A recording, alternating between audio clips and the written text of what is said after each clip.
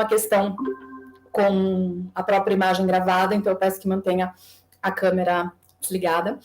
E, bom, então, eu me chamo Maíra Freitas, eu sou doutoranda no programa de pós-graduação em Artes Visuais da Unicamp, na linha de História, Teoria e Crítica, e esse é o segundo, né, segundo ano do Encontro de Artes Visuais da Unicamp, que é um evento feito por discentes do programa de pós-graduação, e esse ano a gente conseguiu expandir também para estudantes da graduação, que é uma demanda importante, a gente também, enfim, ter trocas, né, entre a graduação e a pós.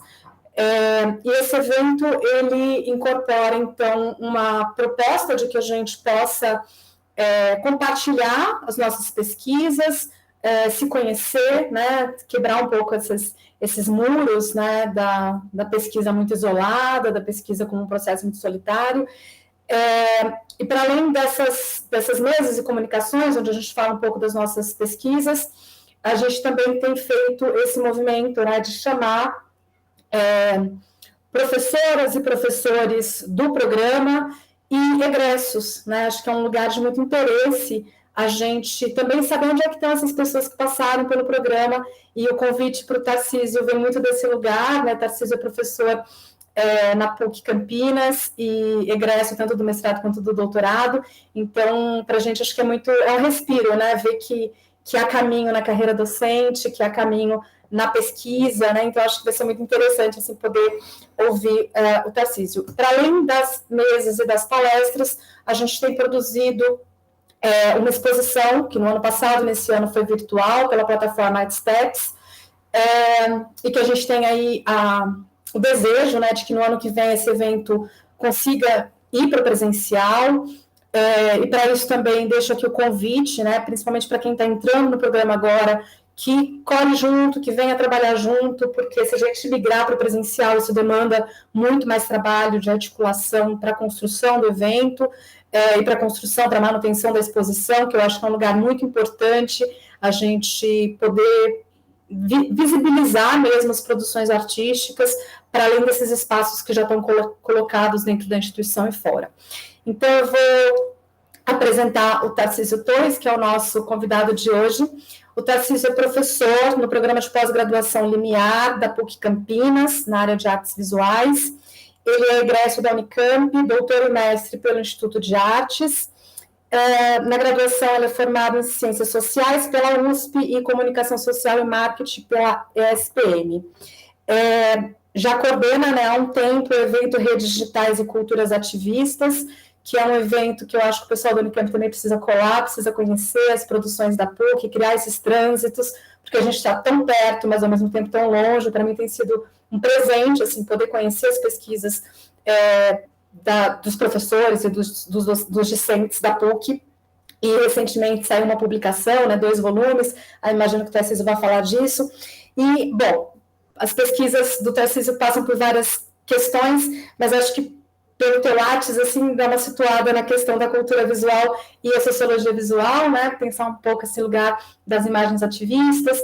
E é isso, Tarcísio, seja muito bem-vindo, eu agradeço muito que você tenha aceitado estar aqui com a gente. Para a gente é um prazer, assim, poder receber alguém que enfim, que esteve no programa recentemente, que está construindo uma carreira docente muito potente. Eu vou manter a minha câmera fechada, porque eu estou com uma estabilidade na rede, mas eu estou aqui, tá bom? Obrigada. Obrigado, Maíra, pela apresentação. Um prazer estar aqui, um prazer receber esse convite. É sempre uma coisa muito boa voltar para a Unicamp e dizer, né, sempre que possível, onde é que a gente está, o que a gente está fazendo, né? Uma casa que eu fiquei quase 10 anos aí, entre mestrado, doutorado, alguns anos de aluno especial, assim por diante.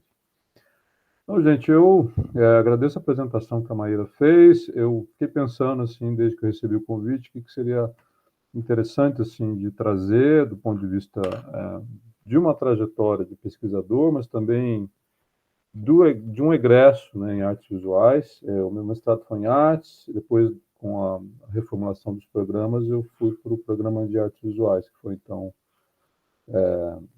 adaptado, né, a partir daquele momento.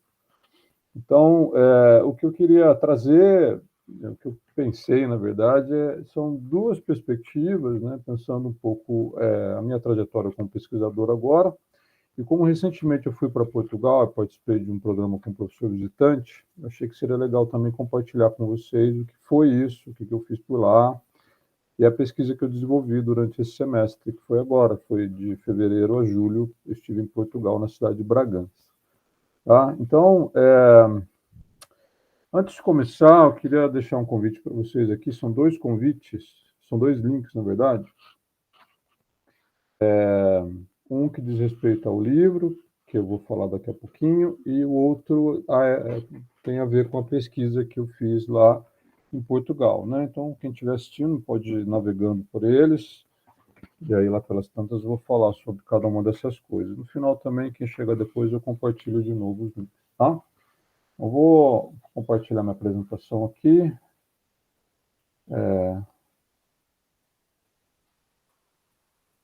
Agora está dando a tela inteira, então acho que está tudo certo. Estão vendo? Sim? Estamos sim.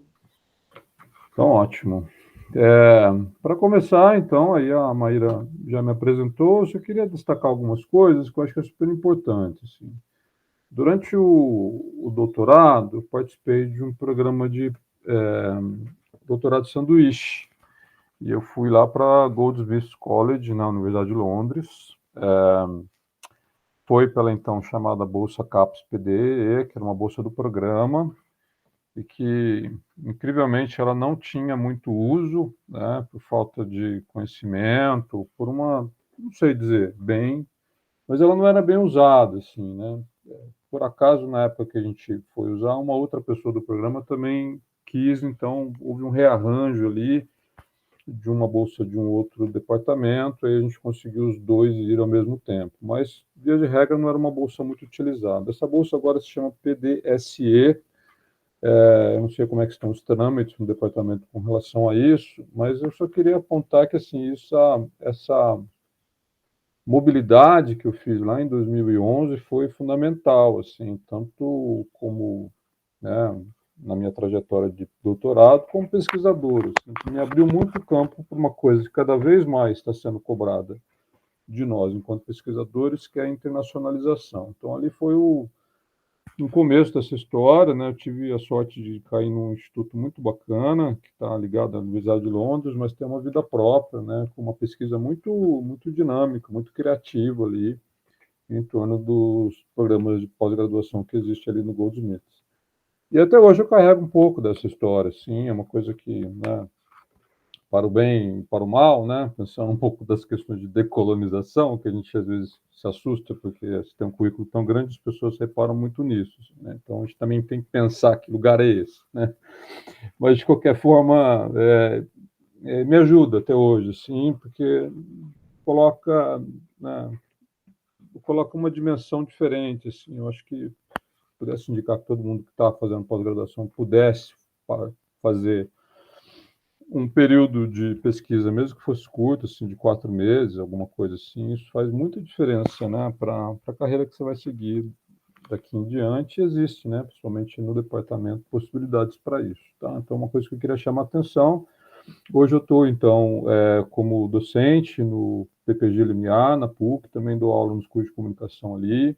Esse programa nosso existe desde 2016, estou nele, então, desde que abriu, e tem dado muito certo, assim, um programa que tem uma perspectiva diferente, por ser interdisciplinar. A gente está alinhado ali com as áreas de artes visuais, de linguagens, que tem, então, um peso forte do pessoal de letras e também de comunicação e jornalismo, principalmente, né?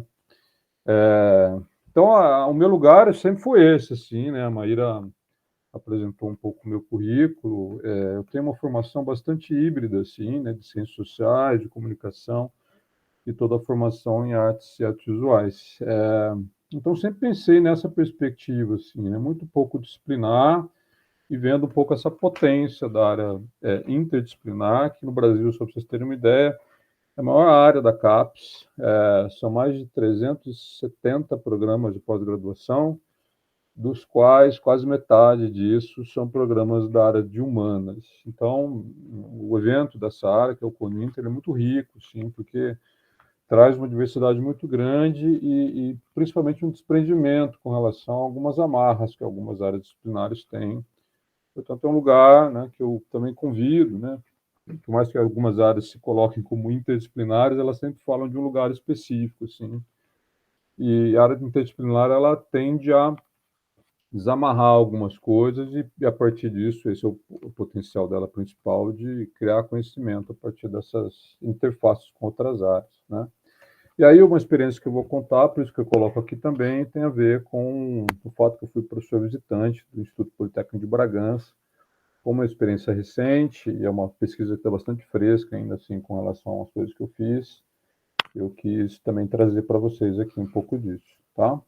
Então, queria chamar a atenção também pelo fato de que o meu doutorado virou um livro, que é esse aí, o Ativismo Digital e Imagem, Estratégia de Engajamento e Mobilização em Rede, com apoio FAPESP, então está publicado, e é um orgulho também, outra indicação, né? A gente precisa, sempre que possível, viabilizar o nosso texto de alguma forma, assim, né? Então, eu comparo muito, assim, o mesmo texto que foi publicado, né, através da tese, ele teve pouquíssimas adaptações para virar um livro, assim, e o impacto que eu tenho com o meu trabalho por causa do livro, especificamente, é bem diferente, comparado a um texto que está em outro formato, que nesse caso é a tese publicada pela Unicamp, né? Então, há recursos também, vejam que eu consegui apoio FAPESP para isso, né? São possibilidades que muita gente acaba não indo atrás e também acho que é alguma coisa que vale muito a pena, né? Tanto no mestrado quanto no doutorado.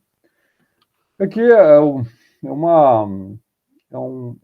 produto, vamos dizer assim, desse evento que a Maíra mencionou. A gente fez esse evento por 3 anos no presencial, o último ano a gente teve que fazer online, é o Redes Digitais e Culturas Ativistas. A gente, nesse momento, está revendo, né, pensando um pouco o que vai ser feito, se vai ser feito um novo evento com esse formato ou não.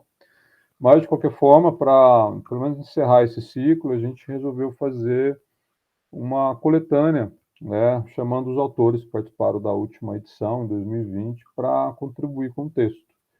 E a gente selecionou 30 textos, né, que deram origem, então, a esses 2 volumes. Esse é o que já está publicado, o outro vai sair daqui a pouquinho, que é o Redes Digitais e Culturas Ativistas 2, né, que tem mais a ver com as questões de comunicação.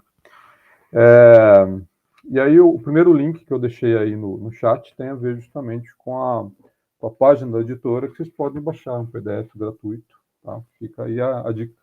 Eu organizei justamente, juntamente com outros 2 professores do programa, a Juliana Doreto e o João Paulo Hirgeson, tá? É isso. Bom, então, o que eu queria, né? Eu dividi a minha fala em 2 momentos, então, pensando o que é minha pesquisa hoje em dia, pensando no caráter interdisciplinar dela, como eu comentei com vocês, é um pouco o meu lugar, e depois vou falar especificamente da experiência de Bragança. Se alguém tiver alguma dúvida entre uma coisa e outra, já que eu vou mudar um pouco de assunto pelo caminho, fique à vontade, né? Não estou vendo o chat agora, mas fique à vontade para perguntar sempre que possível, tá bom? Então, a minha pesquisa atual, ela se preocupa com o design ativista no Brasil. E isso, portanto, segue a linha que eu tenho trabalhado faz algum tempo, justamente nessa interface da minha formação de comunicador, de cientista social e toda a pós-graduação em artes visuais. Então, eu sempre penso imagem de uma perspectiva bastante política, né?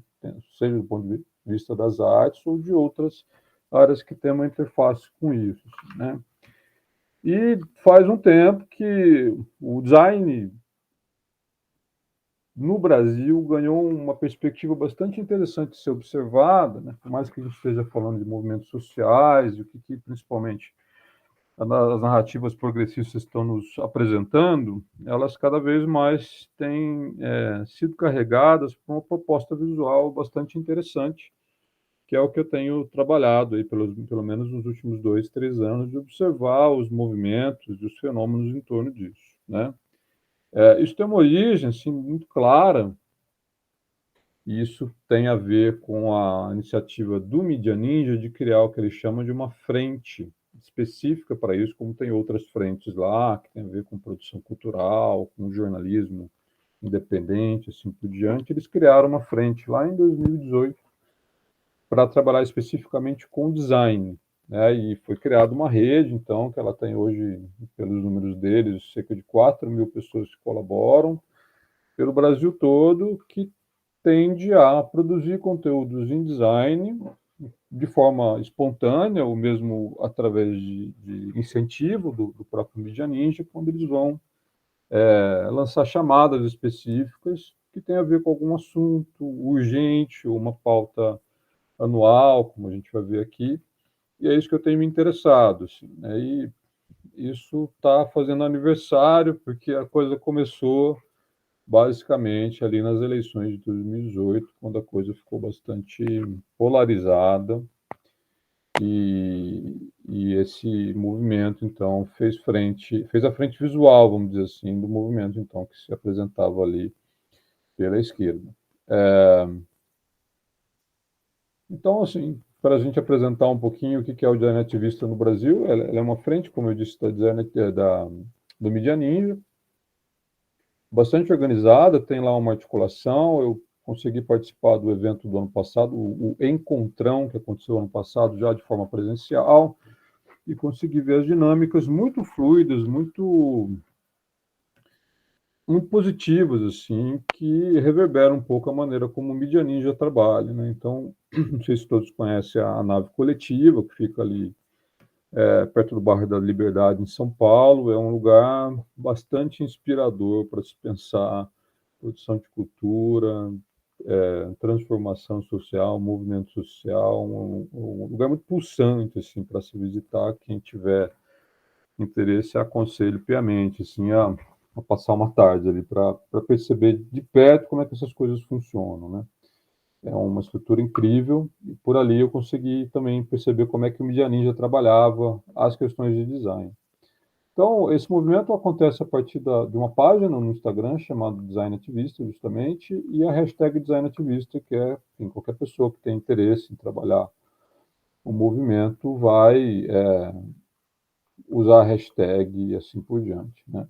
Ele começa, então, nas eleições presidenciais de 2018, e desde 2018, então, existem encontros anuais para se falar, se pensar e apresentar pessoas em torno do movimento. Tem duas coisas que marcam esse movimento, inicialmente, que é o movimento do Ele Não. Foi criado um design, que é esse que todo mundo deve conhecer, pelo Milton Queiroz, e o movimento, então, se apropriou disso e começou então, a criar uma marca visual para o movimento, no começo, então, do que foi todo o processo da eleição de 2018. E quando ela também termina com uma marca visual, que é esse desenho aí da Nardelli, que é uma tatuadora, que meio que deu as frentes, assim, de acolhimento, né, o que seriam os próximos 4 anos com a eleição do Bolsonaro, que é o ninguém solta a mão de ninguém, né? Então, eu dou esses dois elementos visuais, assim, para meio que colocar como exemplo para vocês como que o design vem acompanhando a narrativa da esquerda, dos movimentos sociais, assim por diante no Brasil. Então, a minha perspectiva é sempre de olhar para isso, na perspectiva, né, como já foi o trabalho de alguns alunos meus de iniciação científica, o que é o Brasil comparado a outros países da América Latina, como é que é o movimento feminista nessa perspectiva, e o que uma menina está trabalhando agora, que é a Marina, ela está falando justamente do design ativista indígena. A gente percebeu que é uma pauta incrível, né, porque existe toda uma iconografia e uma visualidade em torno do indígena no Brasil, que e precisa ser discutida, né? Então, como é que o design se apropria e cria, né? Por exemplo, como é que o design trabalha a questão das etnias no Brasil, já que, né, olhando um pouco o movimento social. Existe, é claro, o movimento indígena no Brasil, mas é bastante difuso, né? Ele tem muitas frentes, né? Uma vez que você se apropria de imagens para falar dele, né, quanto que isso reverbera essa diversidade, ou pelo contrário, existe uma certa confusão ou um nivelamento, vamos dizer assim, da maneira como o indígena é representado, inclusive pelo próprio movimento progressista. É isso que ela está em processo. Tem sido muito gratificante trabalhar com a Marina nesse sentido. E aqui, especificamente, esse slide fala de uma convocatória que existe no design ativista para chamar atenção para o movimento Abril Vermelho, então é uma coisa anual, que tem a ver com o movimento indígena no Brasil, né, de pensar nesse momento o que significa, né, o conflito de terras, demarcação de território, coisas desse tipo. Né. Aqui eu gosto de pegar também, quando eu falo de design ativista, eu pegar a temperatura do dia. Assim, né? Então, eu fiz esse print ontem, e aí quando você usa ou a hashtag, ou você vai na página Design Ativista, então aqui a gente tem uma curadoria feita por eles, né? Ou seja, não é qualquer coisa que está aparecendo, mas assim, uma coisa que foi selecionada por eles de alguma maneira. A gente tem uma ideia assim do que está acontecendo no Brasil nesse momento. Claramente a gente tem aí, obviamente, uma tensão muito grande do ponto de vista das eleições, mas também uma narrativa visual dos principais acontecimentos, que envolve, por exemplo, né, a presença do presidente Bolsonaro no templo de Nossa Senhora Aparecida, lá em Aparecida, né? Que é esse último slide aqui, tudo que aconteceu em torno dos ocorridos por lá. Né? Só um exemplo. Então, acompanhar o design ativista também é muito você ter uma temperatura visual dos acontecimentos no país, e é isso que a gente está vendo aqui. Tem vários designers famosos, né, que colaboram com o movimento, que dão a cara para ele de uma certa forma. Muitos desses, na verdade, a maioria das colaborações são de fato voluntárias, são designers que trabalham, né, às vezes tem trabalho em mercado, alguns trabalham de fato para o movimento social, mas boa parte deles tem um trabalho duplo, né, de fazer um trabalho para a empresa, um trabalho profissional, corporativo e tal, sempre possível ajudar o movimento nesse aspecto. Então, esse é um dos principais, ele se chama Chris Vector, e ele tem uma grafia um traço muito bonito, assim, que você bate o olho já sabe que é ele e tal, e ele tem colaborado, na verdade, com as pautas, com a visualização de grandes representantes, né, do movimento progressista brasileiro. Aqui a gente tem, por exemplo, os vários retratos que ele fez da Marielle Franco, por exemplo. Né. Isso é bastante recorrente, tem vários designers que já são reconhecidos, né, e é uma moeda de troca nesse aspecto, né. Você ganha reconhecimento por participar do design ativista e vice-versa. Né. Então, o que eu tenho visto e apontado na pesquisa tem muito a ver com o fato desse design ativista ter contribuído um pouco para renovar a linguagem da esquerda no país, deixando ela mais aberta, criativa, dinâmica.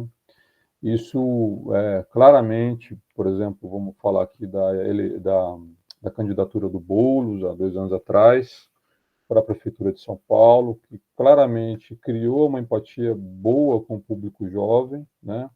E, de uma certa forma, renovou um pouco a imagem da esquerda, que infelizmente sofreu tanto com os ataques dos últimos, pelo menos, 5 anos. Né? Então, aqui é um pouco a campanha do Boulos, né? Ela foi extremamente criativa, números super positivos com relação à campanha, não é à toa que ele chegou no segundo turno, né? Tanto ele como pessoa, como político, mas, de uma certa forma, a campanha, né, que ele chamava ali de Gabinete do Amor, ela foi muito criativa na proposição de memes, na compreensão do que é a linguagem do TikTok, na criação de games, e também, como a gente está vendo aqui, na proposição do design gráfico, tanto em retratos, coisas desse tipo, mas também, né, como a gente está vendo aqui, na criação de um gamezinho, como esse aí, o Boulos Radical, né? Numa brincadeira que chamavam ele de uma pessoa muito radical, então ele andava de skate na cidade. Esse é o gamezinho para justamente dizer que ele era radical mesmo, né? E uma mudança estratégica de enfatizar menos a cor vermelha e partindo para a cor lilás, uma tentativa aí de criar uma outra outra visão, né? Um outro imaginário em torno da esquerda. E aí uma coisa mais específica, assim, só um exemplo mais prático, assim, do que acontece com o design ativista, como é que ele reverbera e ajuda a reverberar determinado tipo de narrativa nas redes. Então, todo mundo deve ter acompanhado o que foi o Lollapalooza no Brasil esse ano, ele foi bastante politizado e começa com essa ação, vamos dizer assim, da Pablo Vittar, em que ela, espontaneamente, depois de gritar fora Bolsonaro, lá no palco, ela desce, pega uma toalha do Lula e, enfim, anda pela multidão com ela.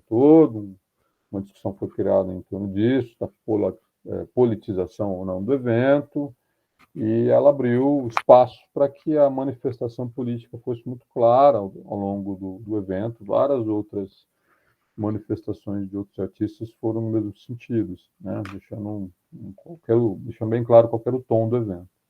E a partir disso, então, só para mostrar para vocês o que significa, né, o design ativista atuando, né, nas redes, tudo que aconteceu em torno do evento virou design, né? Então, aqui é uma fusão daquela imagem que a gente acabou de ver com uma fala do Lulu Santos, Cala a Boca Já Morreu.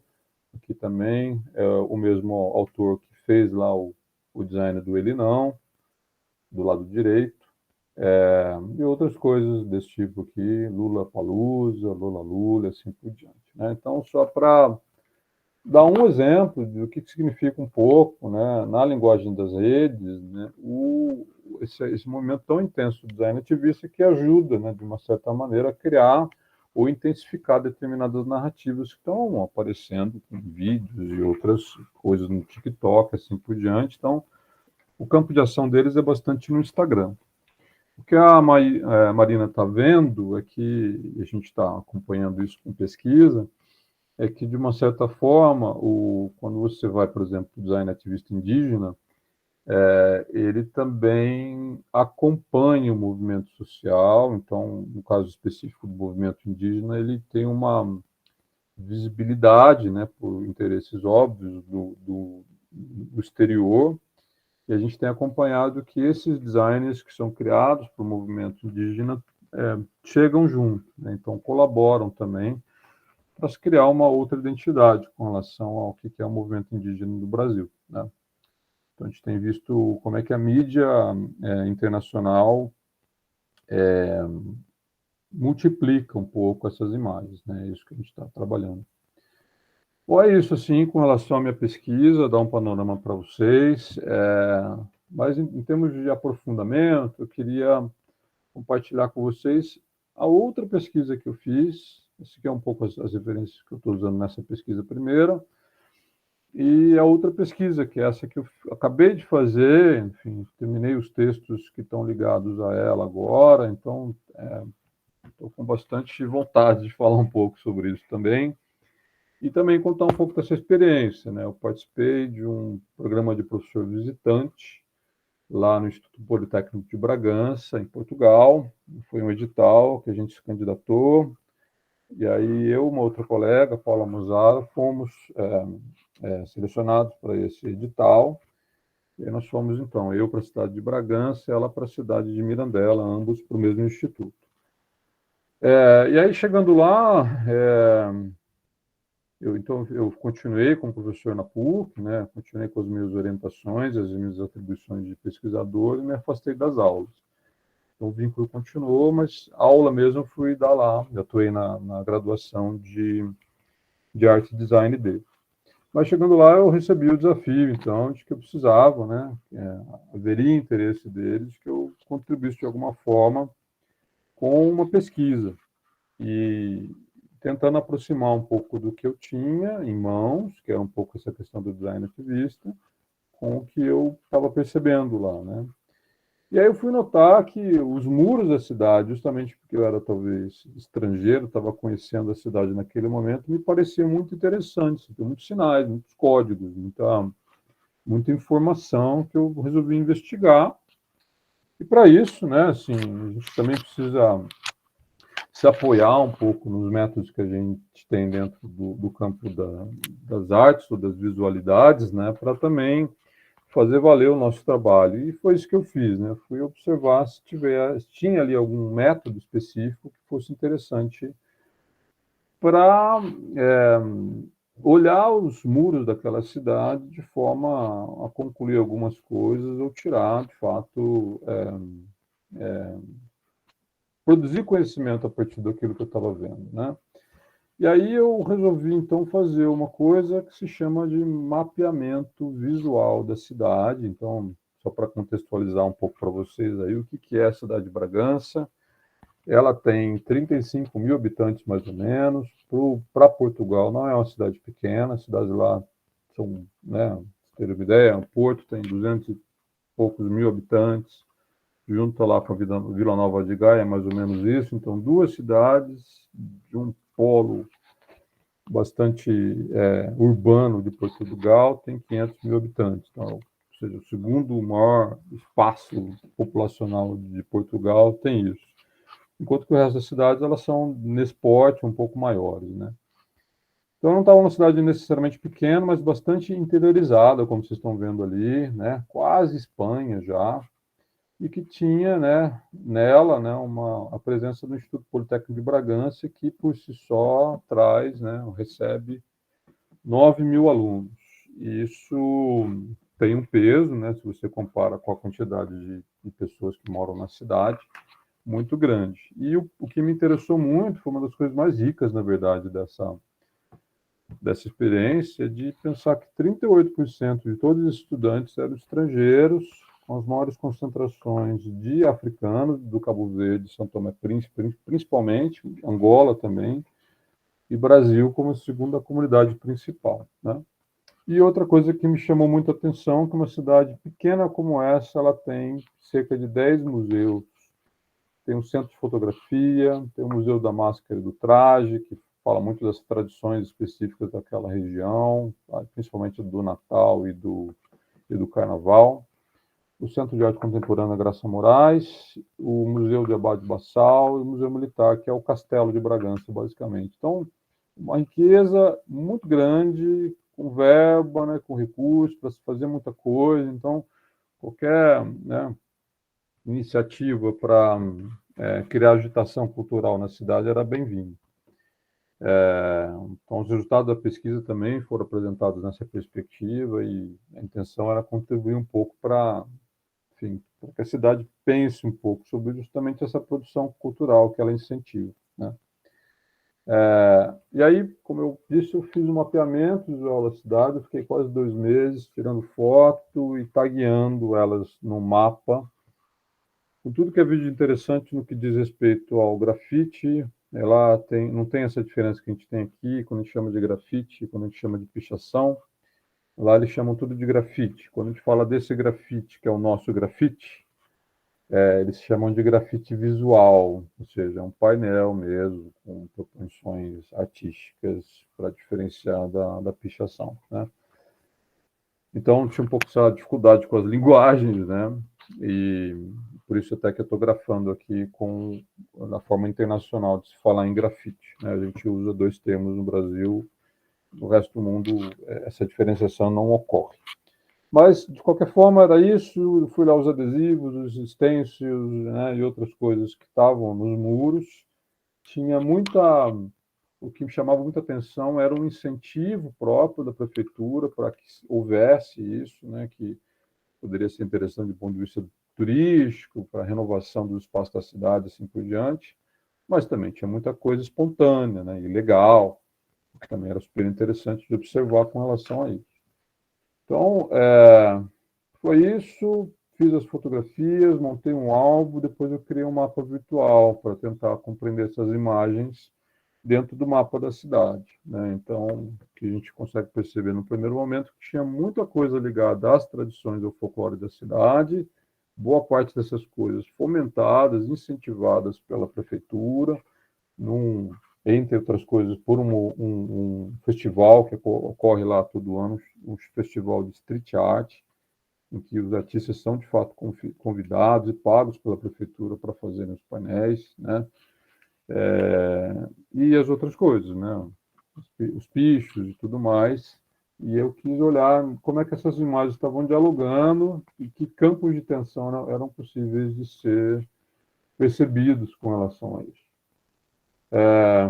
Fiz também entrevistas, né? Então imagine eu na condição de estrangeiro para dar conta dessa profusão, principalmente com relação às tradições da cidade, né? Precisei falar com as pessoas, falei com os artistas da cidade, falei com o vereador da Câmara Municipal, falei com professores que participaram desse festival de street art em anos anteriores, né? E com os alunos também que acompanhavam, né? Já que eles eram alunos de arte e design, eles tinham, alguns deles, os mais antigos, tinham histórico em relação a esse festival. Então, isso foi importante também em termos de compreensão do espaço que eu estava trabalhando, né? Então, veja, tem método, sim, né? E um método muito claro, né?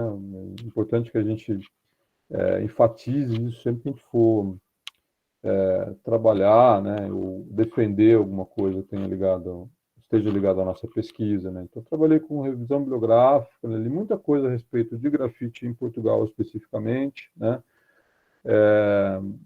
O mapeamento por si só e essa imersão de campo que eu fiz através de algumas entrevistas informais com relação a essas pessoas que eu mencionei, né? Para além disso, né, você está na condição de estrangeiro, né, e a gente precisa, né, Portugal tem uma relação muito dúbia com o Brasil, é uma relação de amor e de estranhamento algumas vezes. Então, você no lugar de pesquisador, né, que vem de fora, com a intenção de falar alguma coisa a respeito de Portugal, você tem que estar muito bem articulado e preparado para poder, né, enfim, ser ouvido, ser considerado. Então, acho que foi um exercício interessante para mim também, de, enfim, validar minha fala enquanto estrangeiro, enquanto brasileiro em Portugal, né? Então, alguns exemplos assim desse mapeamento que eu faço. Eu primeiro comecei olhando também as cidades que estavam ali no entorno, né? Quase toda cidade em Portugal tem um centro histórico bem preservado e que acolhe boa parte do turismo e da agitação cultural da cidade, onde estão os museus, onde acontecem os festivais, assim por diante. Elas se replicam dessa maneira. Portanto, o centro histórico de qualquer cidade em Portugal, ele tem um papel importante do ponto de vista visual também, né? Ou seja, as paredes do centro histórico, elas são mais valoráveis, não só do ponto de vista da história como tal, mas que são paredes mais vistas. Então, qualquer, enfim, visita pelos centros históricos, se acabava encontrando os principais artistas interventores dessas cidades. Então, aqui, por exemplo, em Vila Real, eu tenho aí algumas colaborações por extenso que tem a ver com pequenos poemas, né? Esse aqui é muito bonito do lado esquerdo, estava na frente de um cemitério, né? São de nada, tempestades, ante a falta que me fazes, e do lado direito, os escândalos estão na tua cabeça, né? Aqui na cidade do Porto, então tem aqui uma colagem, tem aqui uma contribuição de um dos principais designers e artistas gráficos de Portugal. Ele usa o nome de Mais Menos, tem um trabalho bastante crítico, que faz uma reflexão justamente dos tradicionalismos e de uma cultura portuguesa muito marcada, muito benquista por eles, né, mas que em alguns momentos precisa ser repensada. E o trabalho dele é bastante provocativo nesse sentido. Daqui muitas colagens que eu descobri ali também nos becos do Porto, né, também, só para vocês terem uma ideia do que é essa visualidade nos muros de Portugal.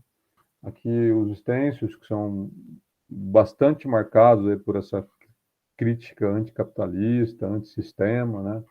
Aqui a gente tem dois exemplos na cidade de Braga e aqui na cidade de Amarante, que é uma outra curiosidade assim que eu percebi quando a gente compara, por exemplo, o que é a expressão dos muros no Brasil, né? Portugal tem, claro, uma relação muito politizada com determinadas coisas, mas é incrível o apego que esses artistas têm muitas vezes, por mais que aqui, como eu comentei no caso do Mais Menos, há uma crítica com relação à cultura, há também uma valorização muito grande com as tradições e a história de Portugal, por assim dizer, que tem a ver um pouco com a data ali, então, de da Revolução dos Cravos no Portugal, que meio que inaugura, né, que coloca, na verdade, coloca fim à ditadura de Portugal, que durou quase 50 anos, e aí a Revolução dos Cravos era muito importante nesse aspecto, aqui está o papel das mulheres nesse processo como um todo. E na cidade de Amarante a gente tem esse exemplo que eu queria dar para vocês, né, sempre uma manifestação, muitas vezes, do grafite, né, não como algo interventor, crítico da cultura, mas em apoio, que sustenta, né, que relembra esse tradicionalismo. Então, aqui um stencil, uma intervenção no muro, fazendo uma homenagem, na verdade, a uma das autoras, uma autora portuguesa bastante conhecida, uma romancista, chamada Agostina Bessa Luiz. E aí, isso me chamava muita atenção, porque é uma intervenção que dialoga claramente com a cultura e nesse aspecto ela não incomoda, né? Não incomoda o poder público, tanto é que elas permanecem, né? Elas fazem parte do diálogo, né? Da exacerbação da cultura daquela cidade especificamente. Isso era bastante recorrente, ou seja, intervenções de artistas urbanos que estavam fazendo homenagens às tradições, aos artistas locais e figuras públicas importantes, né? E aí, enfim, o mapeamento da cidade eu fiz de que forma? Fiz um álbum de fotografia dividido por categorias, então, primeiro, então, que eu chamei de inscrições nos muros da cidade, já que pichação para eles não é uma palavra que eles reconhecem com muita facilidade, eles acabam chamando, como eu falei, de grafite também. Então, usei esse termo um pouco mais neutro para trazer, né, essas inscrições. Então, muita coisa assim em inglês, né, menções a algo que tem a ver com uma brasilidade, como, por exemplo, aqui a carne tem sangue de índio.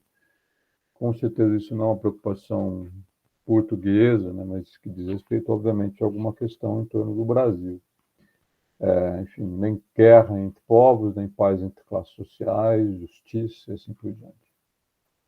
Os stencils, que era talvez a parte mais criativa e interessante que eu observei na cidade, descobri várias pequenas narrativas em torno deles, quem fez, por que fez, assim por diante, e que vão, como a cidade é muito pequena, isso vai fazendo parte do imaginário da cidade, já que eles estão lá já faz um tempo, por 2 anos, né? Então, os cidadãos vão se acostumando, assim, vamos dizer, com essas imagens que ficam impressas nos muros, né? Essa aqui, por exemplo, uma curiosidade, eu identifiquei isso inicialmente como o rosto do Fred Mercury, e falando com as pessoas na cidade, boa parte delas também achava que era, né? E é o rosto, né? Essa intervenção está em vários lugares do centro da cidade, sim. E lá pelas tantas alguém me disse que não era o Fred Mercury, na verdade isso era uma homenagem a uma figura, uma figura da cidade, um sujeito que ficava pela rua, que era amigo dos estudantes, né? Enfim, um desgarrado aí, ele tinha o nome de Maurício, já faleceu e tal, e alguém fez uma homenagem para essa figura. E, bom, essa história original, que é interessante perceber como é que, ao longo do tempo, não só pelos estrangeiros, mas pelos próprios moradores da cidade, essas imagens vão ganhando outras conotações, de outros sentidos, principalmente se elas penduram, né, um pouco mais de tempo nos muros da cidade, porque existe, de fato, algum tipo de conivência, assim. Em alguns lugares, como esse, por exemplo, aqui de baixo, está num prédio público super importante da cidade. Então, é claramente uma crítica, né, com relação a... É uma coisa super irônica, na verdade, você colocar, entre aspas, aquele prédio público à venda, né? Mas, por alguma razão, há uma conivência de se manter aquilo ali, né? Então, as pessoas vão criando algum tipo de afetividade com essas imagens, que eu achei bastante interessante também do ponto de vista da narrativa, né? E da convivência que é feita a partir disso. Então, tem muito adesivo, né? Alguns deles que reverberam os próprios painéis, os grafites, assim por diante. Então, identifiquei ali um artista específico da cidade, que é tatuador, grafiteiro também, chamado Lucky Hell.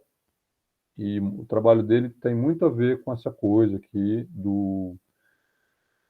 de fazer menção a objetos específicos da cultura, da tradição, né, da cidade, ou memórias afetivas populares, que, por exemplo, no caso não sei se vocês conhecem, talvez alguém lembre dessa imagem aqui, que tem a ver com os quadros chamados de Meninos de Lágrimas, né? Era uma sequência de quadros muito famosos nos anos 80 em Portugal, no Brasil também tinha.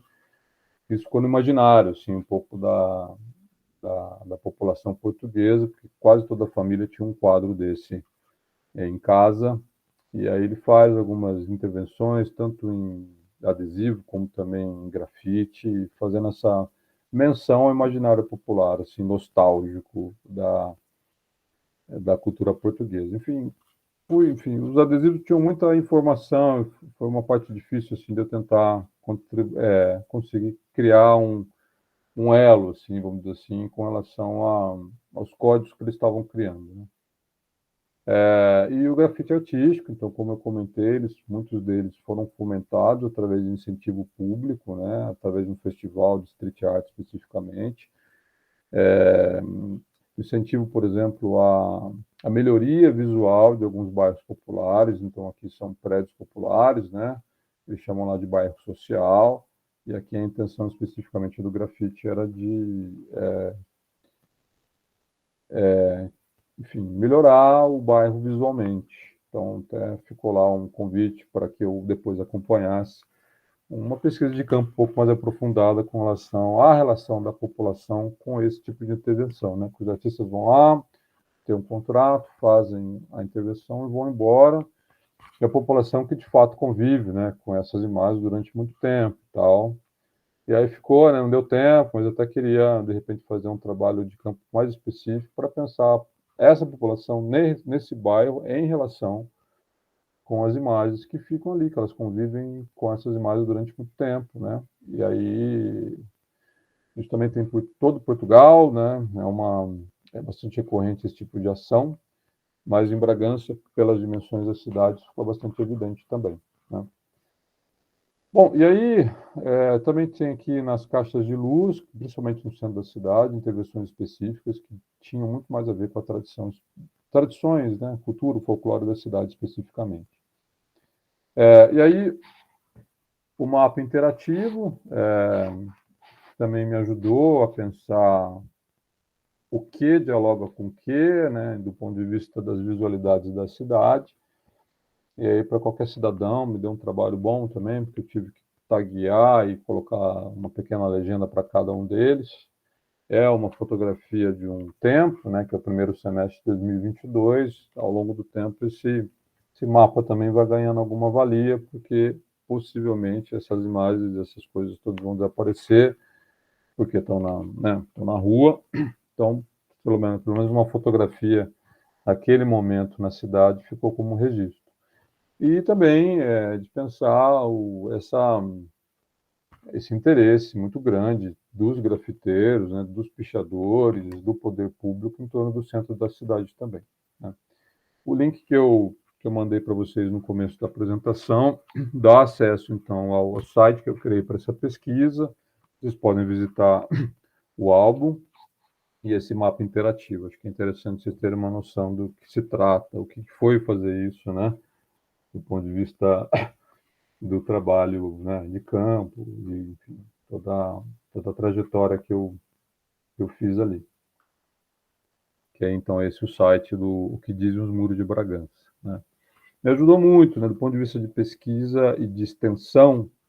Eu divulguei isso depois que terminei, divulguei no Facebook e tal. Tive uma resposta muito boa dos portugueses ali da região, que se interessaram, me perguntaram várias coisas, assim por diante.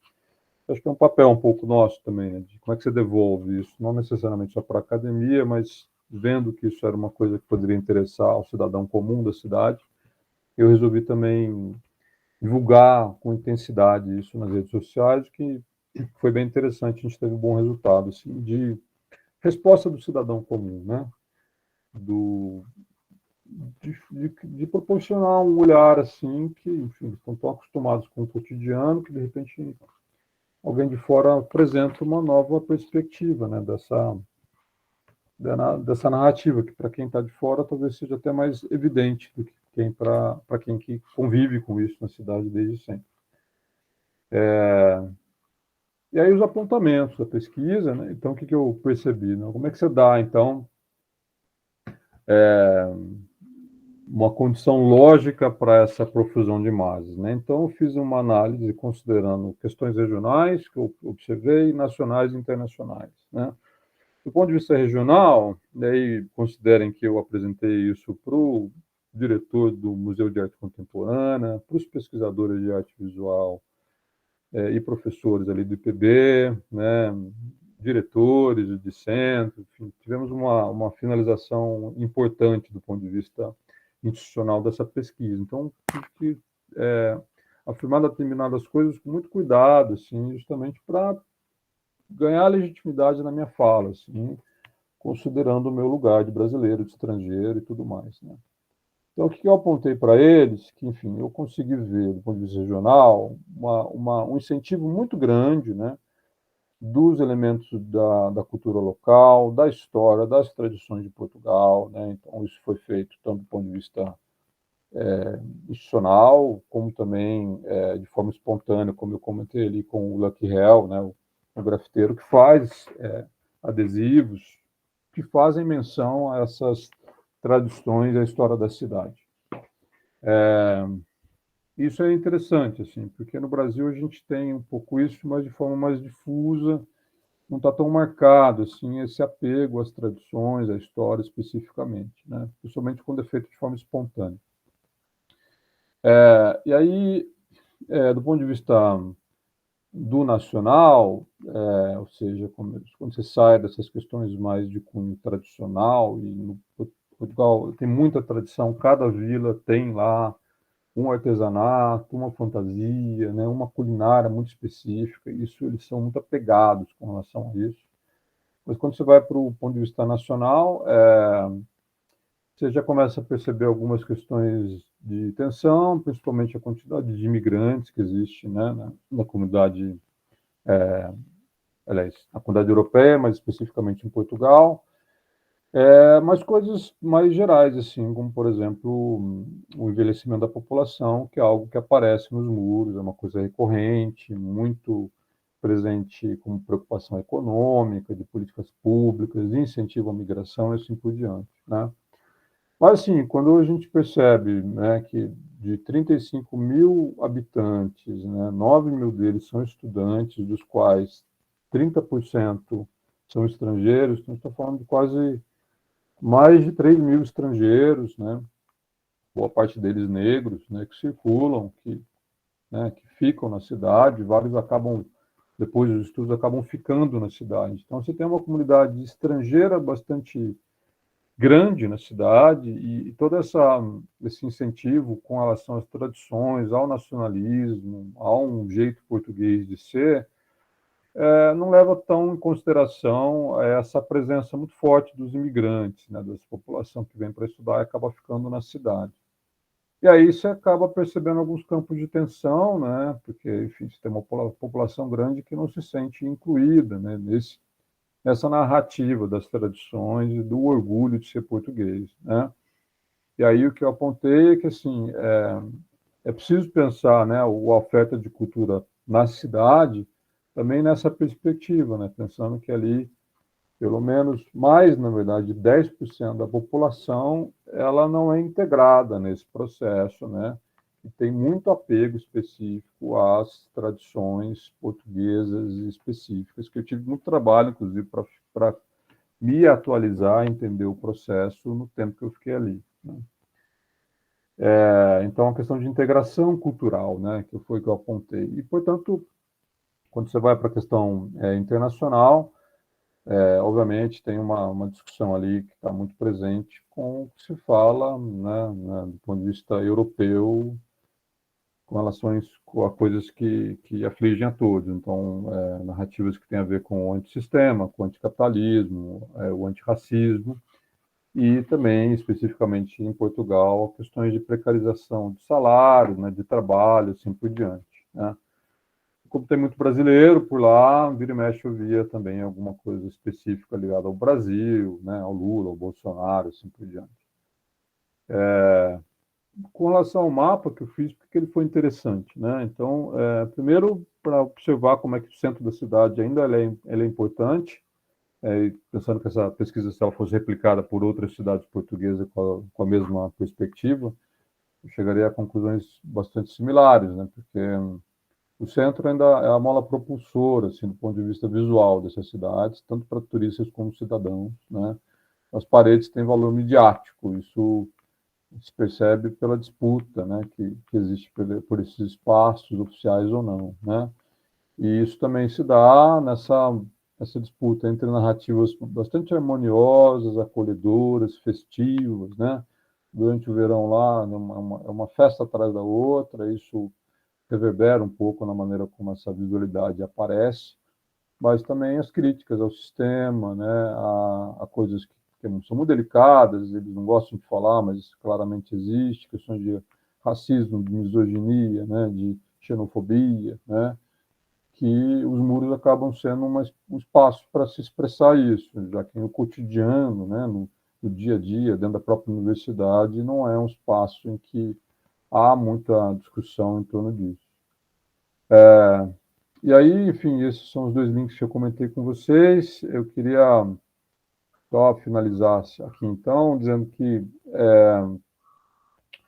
foi muito bom, assim essa perspectiva de eu me aventurar nesse tipo de trabalho, de proposta. Eu gostei de trabalhar com esses métodos, acho que eles fizeram bastante sentido, e quando eu apresentei eles dessa forma bastante sistematizada, percebi que fez algum efeito, assim, isso eu acho que é o primordial, assim, quando a gente está fazendo pesquisa, que a gente, né, observe como é que isso pode colaborar de fato, né? E eu percebi que houve, né, uma pausa para reflexão com relação ao que se faz de cultura na cidade, a forma como a arte é trabalhada dentro do próprio instituto que eu estava, né? E, enfim, eu acho que foi bastante positivo, assim, eu carreguei essa perspectiva de trabalhar com método de forma a legitimar o que eu estava dizendo e com bons resultados, né? Só para dizer um pouco da que a gente chega com as nossas pesquisas e como é que a gente pode, de fato, trabalhar de forma mais harmoniosa com o conhecimento que a gente está criando, né? Dessa pesquisa já saiu um texto, né, que eu já submeti, não está publicado ainda, demora um pouco esse processo, né, de submissão e aceite dos textos. Mas quando ele sair, acho que vai ser então o resultado final, que eu também quero compartilhar com eles lá, principalmente, que, enfim, isso fique como registro, tá? O site foi uma forma de adiantar um pouco essas conclusões, ainda ali no momento que eu estava fazendo a pesquisa, acho que funcionou bastante também. Tá bom? Então, esses são os dois links que eu compartilhei com vocês. Agradeço aí o espaço, espero que eu tenha contribuído para a discussão do evento também. Obrigado. Oi, Tarcísio. Ai, muito massa ver e esses trânsitos, né? Bom, não sei se alguém quer colocar alguma pergunta escrita ou se quer levantar a mãozinha, mas enquanto vocês se organizam, acho que eu queria comentar algumas coisas. Na verdade, muitas coisas, né? Quando se fala dessa relação entre construção de imagens, relação com memória, entre Brasil e Portugal, há sempre um abismo, né? A nossa relação com o passado é muito distinta, né? Dessa relação de uma manutenção da história, mas também uma tentativa de um deslize crítico, né? E pensar a arte urbana no Brasil, que majoritariamente é contra-hegemônica, e ver essas referências, né, elogiosas a determinadas imagens da cultura portuguesa, imagino que tenha sido um conflito, né, porque a nossa leitura de arte urbana é muito outra, né? Mas, enfim, eu vou deixar para falar um pouquinho de Portugal e Brasil depois, porque acho que isso dá um outro pano para manga, mas eu queria, te ouvindo, eu fiquei pensando nesse lugar muito complicado que a gente tem, principalmente no Brasil, que o debate já está muito posto, né, da questão de um lugar de fala, né? Então, você trouxe, por exemplo, essas iconografias dentro do design ativista com relação a culturas indígenas, né? E eu acho que pensar política e imagem, e aqui, de maneira alguma, me interessa discutir se design é arte, porque eu acho que a gente não tem tempo de vida para essa discussão, não vale a pena mesmo, assim, me nego a fazer isso. Mas eu fiquei pensando nessa tratorada política que a gente está, né, do lugar, por exemplo, do discurso retórico político, né? Então, o Lula e a Dilma sendo sistematicamente atacados, né, pelos seus discursos, porque não entrava nesse lugar, né, da fala dentro de um determinado escopo hegemônico. Eu sempre lembro do Vidas Secas, né, o Fabiano tentando falar difícil e dizendo nada, mas porque tinha que falar difícil para parecer importante, né? Então, que a gente ainda está também numa disputa de linguagem, né, de como é que se comunica a política. E isso no campo das imagens é ainda mais complicado, né, porque quem é que tem direito à imagem no Brasil, né? E a gente vê há uns 15, 20 anos, instituições museológicas trazendo, né? Não, vamos fazer uma exposição com artistas racializados, vamos fazer uma exposição com artistas mulheres, né? E aí todas as problemáticas que vão surgindo desses marcadores identitários também. E aí pensar nesse direito à imagem, o direito à permanência da imagem, né? Principalmente quando a gente fala de arte pública, pintar tudo de cinza é o de praxe no Brasil, né? Apagar esses rastros, né? E aí eu fiquei pensando muito nesse lugar, assim, né? Das urgências que a gente tem de visibilizar determinadas pautas e dos arranjos, né? Das dificuldades que se criam muito em função de não haver dinheiro para isso, né? Quando você fala do design ativista ser um trabalho voluntário, é maravilhoso que pessoas estejam dispostas a criar essas imagens de forma voluntária, mas nem todas podem de forma voluntária e muitas vezes não há fomento para isso, né? Então, se por um lado há uma urgência, por exemplo, de trazer a causa indígena, quem são os artistas e as artistas indígenas que chegam a fazer um grande mural, né? A gente teve no ano passado a primeira vez que uma artista indígena, mulher, cisgênera, conseguiu pintar não é medianeira, como é que chama? A lateral do prédio, esqueci o nome. Que foi a Nayara Tucano, né? Que ela faz a mãe com o menino Rio, né? Então, eu fiquei pensando um pouco nisso, né? Nessa necessidade de visibilizar determinadas imagens políticas, mas também desses caminhos, né, que o capitalismo ensinou para a gente, de um certo tokenismo, né, de usar a imagem de um outro, mas não viabilizar a entrada desses artistas. Então, como é que você entende isso? Talvez seja mais num contexto brasileiro do que exatamente dessa tua pesquisa em Portugal, mas talvez também você tenha encontrado essa questão. A gente, especificamente do design ativista indígena, é o trabalho que a Marina está começando.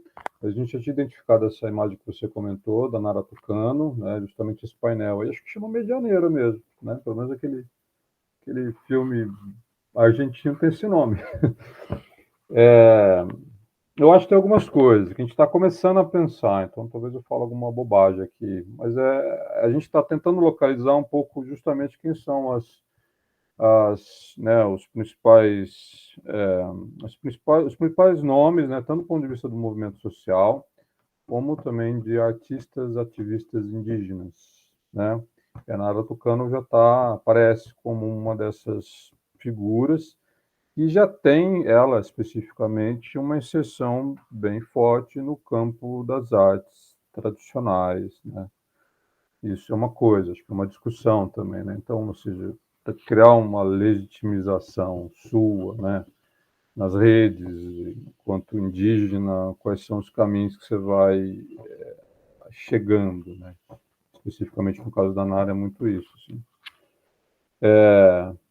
Para além disso, né, ou seja, de artistas ativistas indígenas, o que a gente percebe também, né, dessa comunidade grande, 4.000 designers, que a gente pode pressupor que boa parte deles são estudantes ou, né, pessoas formadas em universidades ou não, mas estudantes, pessoas brancas de classe média alta brasileira, né? Porque, enfim, são essas pessoas que, via de regra, têm acesso, né, a esse tipo de linguagem. E, enfim, justamente quando a gente fala dessa questão corporativa, isso se dá muito claramente. E quando assim não é, a gente percebe uma marcação que é muito importante quando alguém se coloca dessa forma, que atrás, por exemplo, tem um designer de negro, que é um designer que é um menino negro, sim, e o trabalho dele caminha nessa discussão que você coloca, que é boa, né? Design arte e tal. Na verdade, design, né, por definição, é uma área que nasce dentro do mercado de consumo, né? Foi criado para deixar, embelezar a comunicação e os objetos de uma maneira geral. Mas há uma discussão boa, assim, com relação ao design social, design ativista, tem vários nomes para isso, né? Design político, né?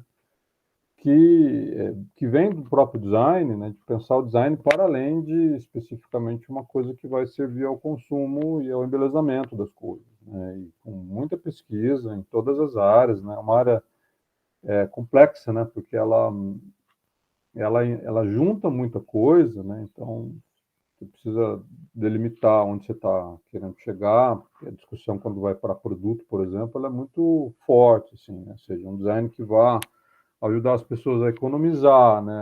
A trabalhar melhor. Isso claramente vai para uma questão social, né? Mas, enfim, só para dizer, voltando aí na questão do design de comunicação, eu acho que quando há essa interface, né? Eu acho que ela também não precisa ser, como na maioria dos casos acontece, desconectada de um ofício corporativo, né, ou de consumo que a pessoa faça, né, mas que tem a ver com a identidade dela, muitas vezes, né. Então, nesse caso especificamente do Dinego, é isso, né, o que ele faz está marcado por aquilo que ele pensa, que ele sente, né, a atitude política dele enquanto indivíduo, assim, né. Mas acho que, enfim, considerando o tamanho da comunidade indígena no Brasil, o que a gente vai ter como esse mapeamento da pesquisa é uma meia dúzia de nomes, tenho certeza, né? E ainda, muitas vezes, o que acontece em alguns casos é uma fusão, muitas vezes, de elementos das artes visuais com o do design, quando há uma adaptação, por exemplo, que alguns estão fazendo também, né, para a linguagem das redes, né? E uma última coisa com relação a isso, Maíra, é um jogo, né? A gente não pode esquecer, quando a gente está trabalhando com questões de redes sociais, de internet, de Instagram, seja lá o que for, a gente não pode esquecer, na verdade, que a gente vive no mundo capitalista. Essa é a grande questão, né? Então, há uma performatividade que muitas vezes ela é benéfica para quem também participa dela. A gente tem que falar isso com muito cuidado. Mas o que eu digo?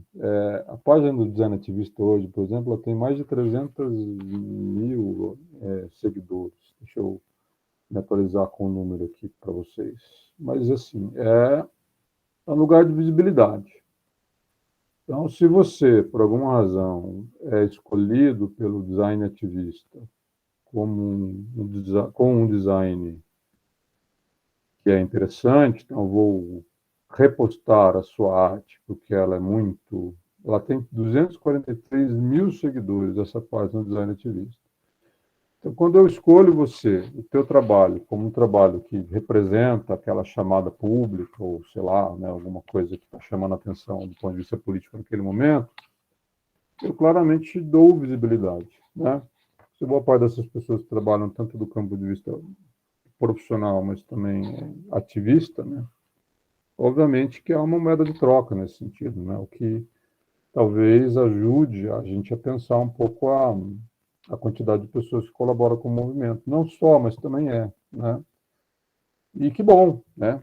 É uma forma de você também estar dentro disso. E aí eu também criei uma outra página, né, para tentar observar um pouco isso, né, o que significa essa...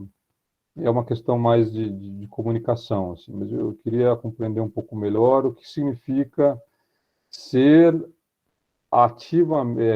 um ativista, um designer ativista dentro desse jogo aí que eu estou colocando, né? Então, eu faço algumas coisas no Canva, de forma bastante, né, amadora, mas algumas coisas, algumas sacadas eu coloco lá e tudo bem. Isso também faz parte da questão do design ativista, porque eles dão até oficina de como usar o Canva, por exemplo, né? Porque, enfim, parte do pressuposto que qualquer pessoa pode colaborar, né? E aí eu vejo várias coisas com relação a isso, né? Assim, ao mesmo tempo que a gente tem que era um pouco como eu olhava a pesquisa no começo, assim, de uma forma bastante positiva, né? O Bolsonaro acabou de ser eleito e durante um tempo eu olhei essa movimentação toda como algo bastante importante do ponto de vista de propor uma resistência visual nas redes, né?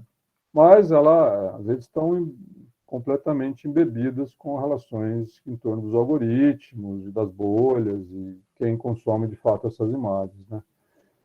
E aí, ao longo do tempo, eu fui vendo isso de uma forma um pouco mais cética, assim, né? Porque a lógica das redes ela é bastante perversa, inclusive com quem está querendo fazer o bem para determinadas coisas, né? Então, o que acaba acontecendo, né? Se determinadas pautas são mais evidentes do ponto de vista das redes, então, qual que é a pauta de hoje? A pauta de hoje é a questão das meninas venezuelanas, vai.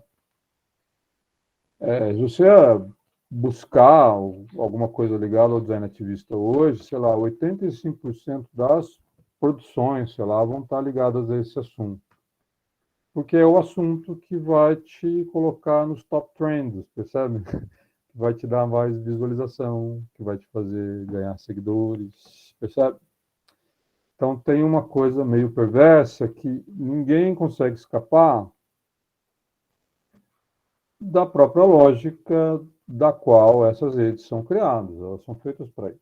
As pessoas perseguem isso independentemente do seu interesse político. Isso é difícil de admitir, mas quando você vê que 80%, 90% das pautas se resume a uma pauta naquele dia, isso cadê a diversidade? Né? Um pouco isso. Diversidade da narrativa, percebe?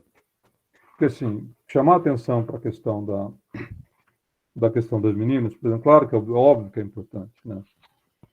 Mas acaba sendo uma coisa única e eu percebo que isso tem muito a ver com, né, a forma como o algoritmo põe algumas coisas em evidência.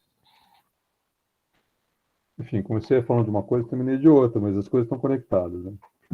Estão conectadas, mas depois desse comentário você vai ter que cantar uma música porque eu fiquei deprimida.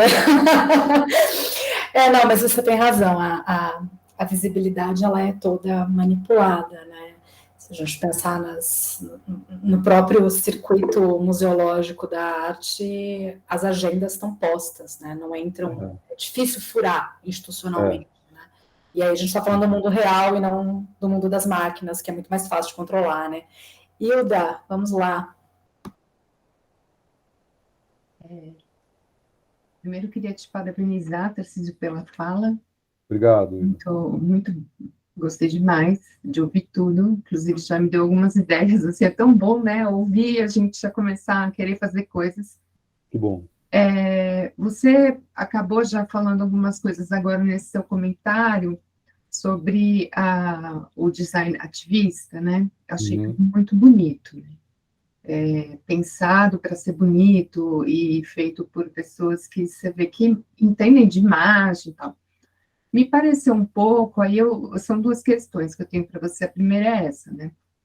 Se esse design é pensado para um determinado público, jovem, por exemplo, né? Porque eu fico pensando que, além dessa questão, né, de a gente ter a divulgação de todos os trabalhos que são colocados na rede, manipulados restringidos em muitos momentos, o alcance diminui muito, né? Já tem um alcance que a gente acha que pode ser gigante, às vezes não é tão grande assim.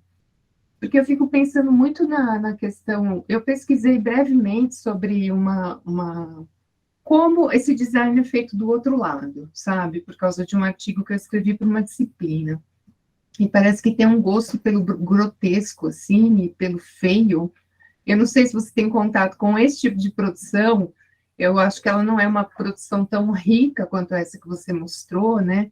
Mas tem algumas coisas que eu cheguei a ver, que é assim, eles pegam um pôster do Indiana Jones, aí eles põem o capitão no lugar do Indiana Jones, eles pegam, assim, umas fotos, uns desenhos, é pensado, você vê que é uma coisa pensada, que é feita para ser assim, e não é bonito, né? Então, eles põem um tanque de guerra, uma bandeira do Brasil, o Bolsonaro e uma metralhadora. E isso tem um grande alcance, né?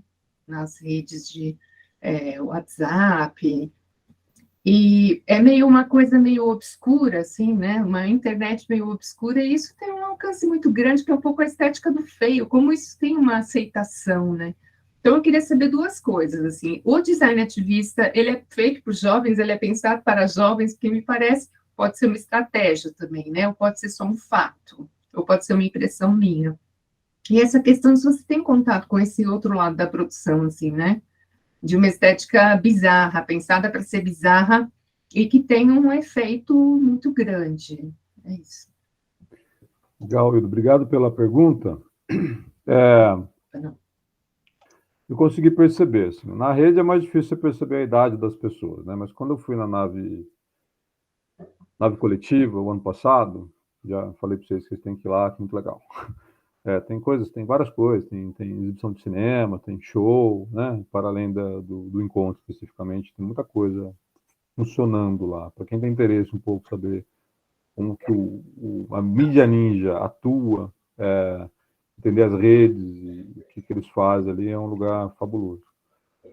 Bom, e indo lá, eu percebi que, de fato, são pessoas mais jovens, estão ali na casa dos 30 anos, uma boa parte deles, assim, então, gente que já se formou, que está atuando em várias frentes, ou no movimento social, que é contratado, presta serviço, ou dessa maneira híbrida, que atende o mercado corporativo e também atua como voluntário. Esse movimento, especificamente, é interessante, que a gente está numa audiência pequena, eu acho que aqui todo mundo está falando a mesma língua, considerando questões políticas nacionais nesse momento, mas quando você vai para uma audiência maior, obviamente, tem ali que tem gente que pensa diferente, e sempre que eu apresento questões de design ativista, tem alguém lá na plateia que vai perguntar o quê? Ah, mas você não está apresentando o outro lado, né? Eu falei, não estou mesmo, porque eu estou falando do Mídia Ninja, que é um lugar muito específico, né? De onde surge isso dentro do movimento progressista brasileiro. O outro lado, a princípio, não me interessa. Porque não dá. As pessoas também, né? Não sei. De qualquer maneira, é isso. Então, se é isso e é uma frente específica, é claro que ela tem um cuidado com as imagens. Então, essas que são da curadoria, elas têm, de fato, uma qualidade. Agora, a estética do grotesco, ela existe, ela é muito forte, tem gente estudando isso, é muito legal, né? As pessoas têm que ter um pouco de estômago para estudar essas coisas que eu não tenho. Mas é super, tem texto, tem embasamento, né? Um aluno de iniciação científica reverberou um pouco para essas questões. Eu acho que é importante, mesmo que, né, acho que a gente vai acontecer, saindo do Bolsonaro, essa estética permanece de alguma maneira, então a gente precisa também olhar para ela, que ela, de fato, é uma disputa de narrativas com relação a esse embelezamento, vamos dizer assim, proporcionado para esses meninos de classe média, que fazem coisas tão bonitas aqui, de fato, profissionais, né, que de fato estão se colando aos movimentos sociais. Do outro lado, você tem uma narrativa, né, que é própria da extrema-direita, isso reverbera no mundo todo, esse grotesco no Trump, né? Lá em Portugal também tem como é que ele chama, André Ventura, que é a mesma coisa, assim, sabe? É a mesma coisa. Assim. Então, é uma estética também que se multiplica do ponto de vista visual. e que eu acho que, de uma certa forma, replica um discurso, né? Esse discurso do homem bruto, franco, que diz a verdade, e esses memes estão um pouco por aí. Mas, dito isso, tem uma coisa assim, que é bem interessante, que acabou aparecendo dentro do design ativista, que é um perfil de um menino, dá para ver claramente que é homem, porque assim, uma mulher nunca, jamais iria criar algumas imagens que ele cria, que tem uma qualidade visual, assim, mas é de extrema direita, assim, que ataca, tem uma coisa muito, assim, tá fazendo vou fazer um estudo psicanalítico dali, porque é um ódio com as mulheres, assim, de uma forma extrema, assim, né? O movimento feminista, um negócio horroroso. Mas tem uma qualidade, o menino desenha bem, né? E ele também ganhou milhões de seguidores, assim, rapidamente. E, obviamente, em pouco tempo, começou também a querer capitalizar com isso, né? Então, essa lógica do capitalizar, claro, ela é mais diminuta, talvez, né, do lado progressista, mas isso está em todos os lugares. Então, esse menino aí, esse menino de extrema direita, que tem um bom traço, né, acaba fazendo essas coisas também para se promover, de uma certa forma, né? Como muita gente, não só no campo do design, também vai na onda da politização para criar um nome específico para a sua respectiva área de interesse aí, né? Tempos difíceis.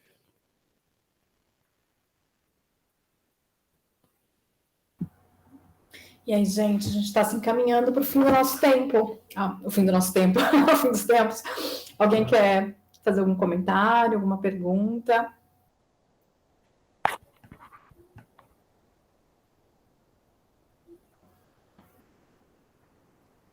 Não?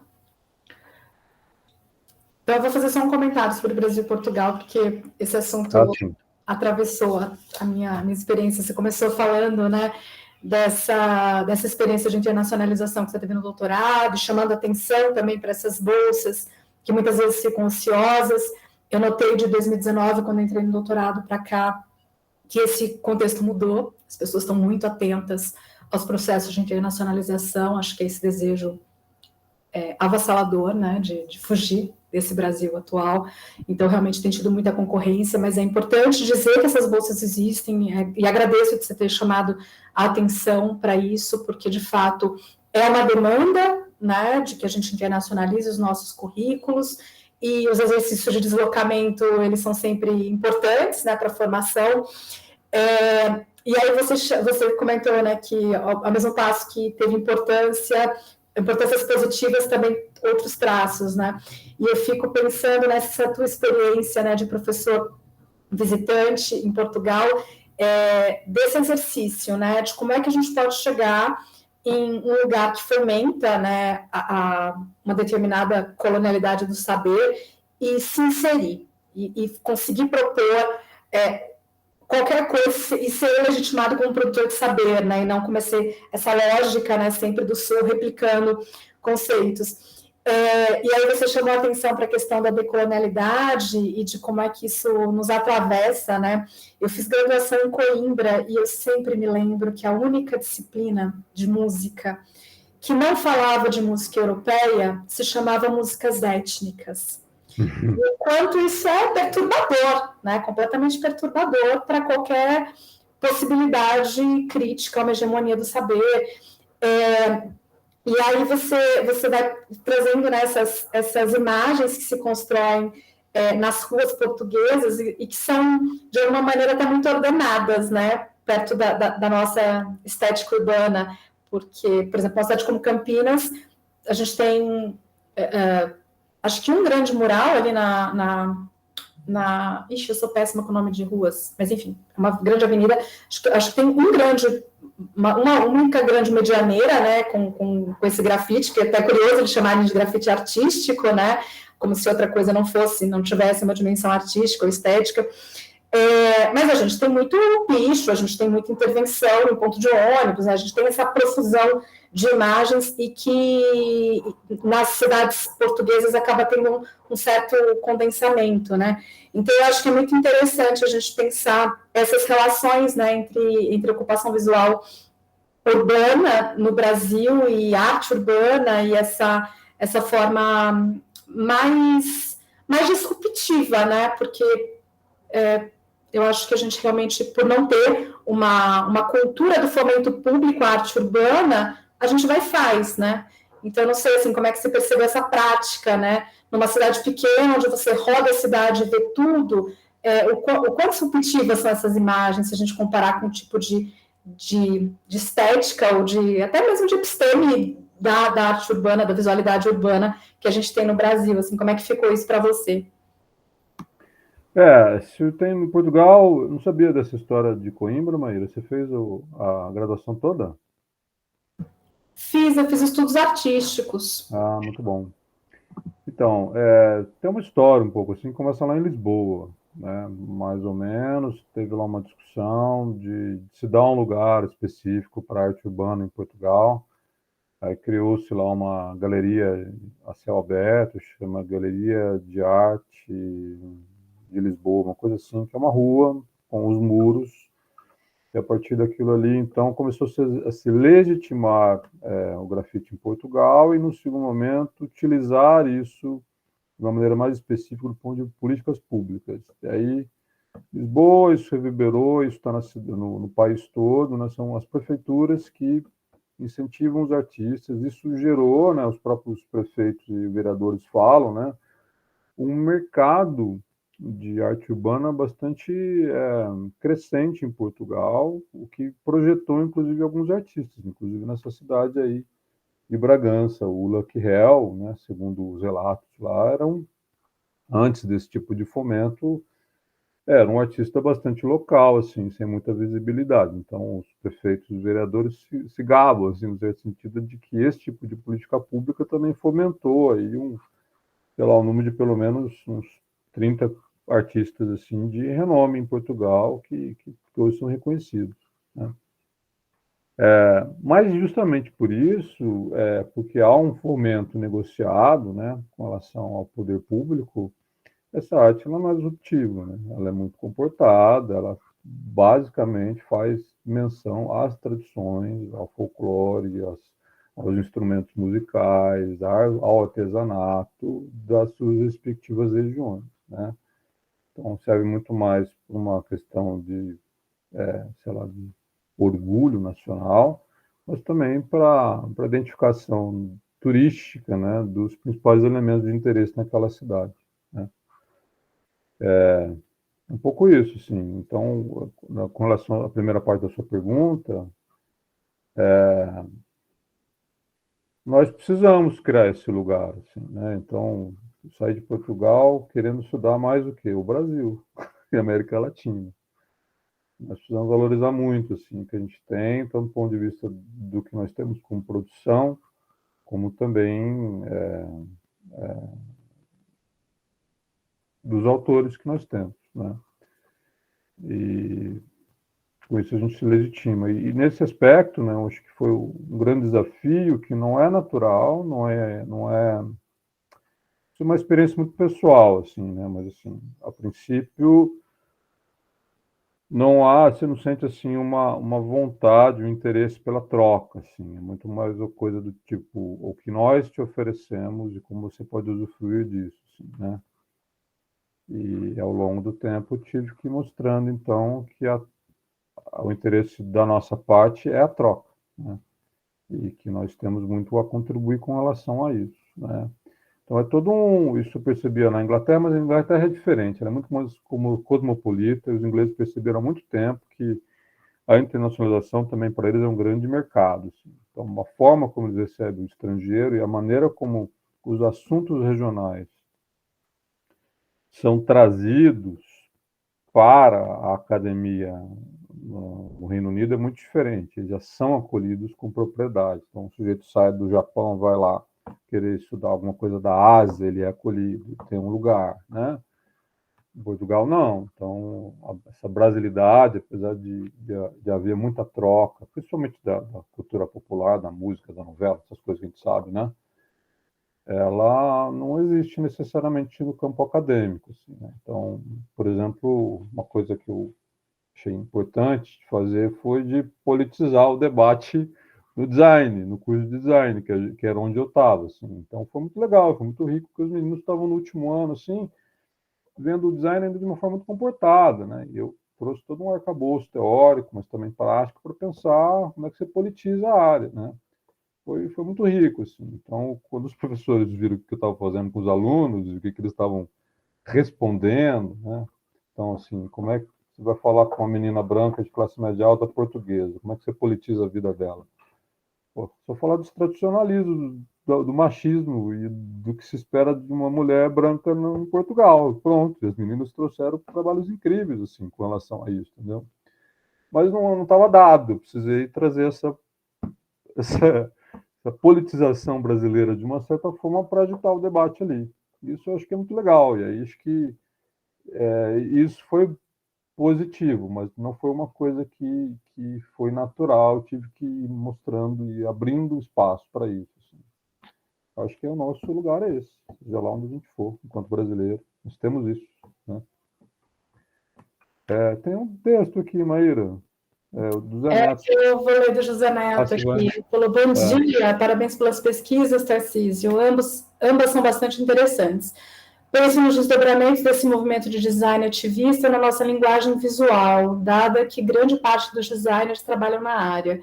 E sobre a pesquisa de Bragança, adorei a ideia do mapa visual usando Google Maps e fotos. Me deu vontade de mapear as intervenções artísticas perto de mim e salvar no Google. Obrigado pelo compartilhamento de conhecimento. Acho que o José Neto não foi o único que ficou com vontade de sair fazendo essa cartografia da cidade. Então, dá uma dica. Uma coisa, microfone? Eu queria dar uma dica, Zé Neto, quando você vai fazer isso, faz pelo celular mesmo, né? Aquele que tagueia e tal. Na câmera do celular, você precisa acionar todos os botõezinhos ali com relação a permitir tagueamento, permitir acesso à localização, para que a imagem, quando você plota, que é tudo Google, né? Quando plota direto para o Google, ele vai permitir, caso contrário, essa imagem fica sem o tagueamento. Digo isso porque eu bati umas 50 fotos, depois eu tive que taguear elas na mão. Então, se você fizer isso desde o começo, vai facilitar muito a sua vida, já que você está com vontade de fazer.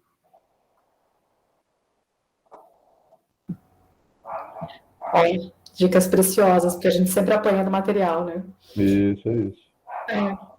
Bom, te ouvindo, né, desse lugar de como é que dá para politizar, eu me lembrei de uma experiência que eu acho que eu gostaria de relatar, porque Portugal é um lugar. Na graduação, eu estava numa disciplina de teatro e um professor, quando ele entendeu que eu tinha formação em artes cênicas, ele quis que eu participasse, né? E eu fiquei curiosa de tentar entender por que ele queria que eu participasse daquele projeto especificamente e não de outro, né? Eu falei, tá, mas sobre o que é esse projeto? E aí ele me disse que dava jeito ter uma brasileira, porque a peça era sobre prostituição. E eu fiquei pensando, ok, a questão não é o tema ser trabalho sexual, mas que só houve interesse para que meu corpo encarnasse, né, esse estereótipo da mulher brasileira em território português, né? Então, é um pouco sobre isso. A gente precisa sempre lembrar que a gente também pode contribuir de outras formas e não só com o corpo, né, em rota. Então, é importante lembrar que Portugal, o tempo passa, mas algumas coisas permanecem. Gente, alguém quer fazer mais algum comentário? A gente pode ir encerrando para alimentar o corpo também. Muito bom. Tarcísio, eu queria agradecer muito. É sempre muito bom assim poder ouvir as pesquisas, esses trânsitos e saber, né, por onde é que você anda. E também aí deixar esse convite para que o pessoal do Unicamp comece a alinhavar com as pesquisas da PUC, que a gente construa essas pontes, né, porque não é tanto território assim, entre uma universidade e a outra.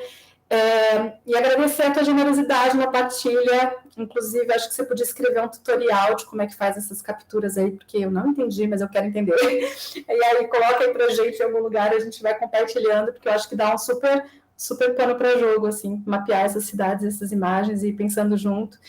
E aí eu deixo convite também para quem está por aqui, às 14 horas a gente volta com mais uma mesa, o Encontro de Artes Visuais vai até sexta-feira, a exposição está online, e a gente pode manter os trânsitos de comunicação. Muito obrigada, Tarcísio, por estar aqui com a gente hoje. Obrigado, Maíra, foi um prazer. Então, bom almoço, minha gente. Obrigada. Tchau, obrigada, Tarcísio. Tchau, obrigado. Obrigada a quem estava aqui com a gente.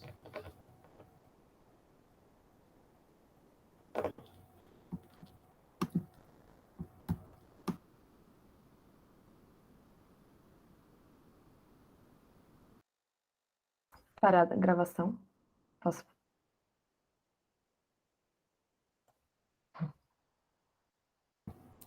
Isso, tem que parar a gravação e mandar para o Drive. Ele manda sozinho, né? A gente não está te ouvindo, Ilda, mas acho que... Tá desligado o microfone. Desculpa. Eu queria falar com o Tarcísio, ele foi embora, eu fiquei chamando, e eu estava com o microfone desligado. A hora que eu subi o vídeo, o vídeo dessa comunicação, acho que vai vir para mim, né? Porque eu que abri a sala, eu que fiz a sala. Tem que parar a gravação. Ai, meu Deus, não é possível, mas eu já parei. Parar. Ai.